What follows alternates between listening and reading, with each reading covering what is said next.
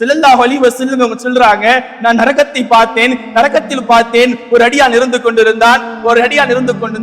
அவருடைய தலையில் மலக்குமார்கள் பெரிய கல்லை கொண்டு வந்து போடுகின்றார்கள். அவருடைய தலையில் மலக்குமார்கள் ஒரு பெரிய கல்லை கொண்டு வந்து போடுகின்றார்கள். போட்டவுடன் அவருடைய தலை சிதறி போகின்றது என்று சொன்னார்கள். சிதறி போனவுடன் அந்த தலையை தனியாக போகின்றது, அந்த கல் தனியாக போகின்றது. அந்த மலக்குமார்கள் அந்த கல்லை கொண்டு வருகின்றார்கள்.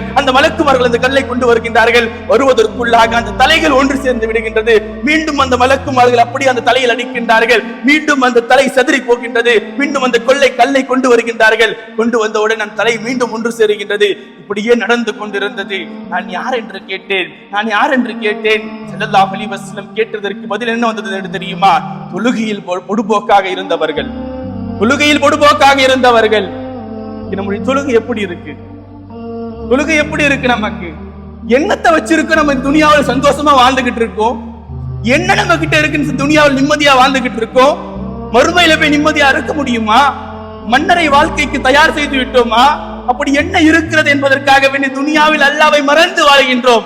ரமலானிலும் கூடவா அல்லாஹ்வை மறந்து தொழாமல் எத்தனை நபர்கள் ஃபஜருக்கு வராமல் அப்படியே வீட்டில் உறங்கக்கூடியவர்கள் இருக்கின்றார்கள். சஹர் செய்து விட்டு வருத்தமாக இருக்கின்றது. அல்லாஹ்வின் நல்லடியார்களே, அந்த நரகத்தை நம்மால் தாங்க முடியாது. தாங்குவதற்குண்டான உடல் இல்லை இது.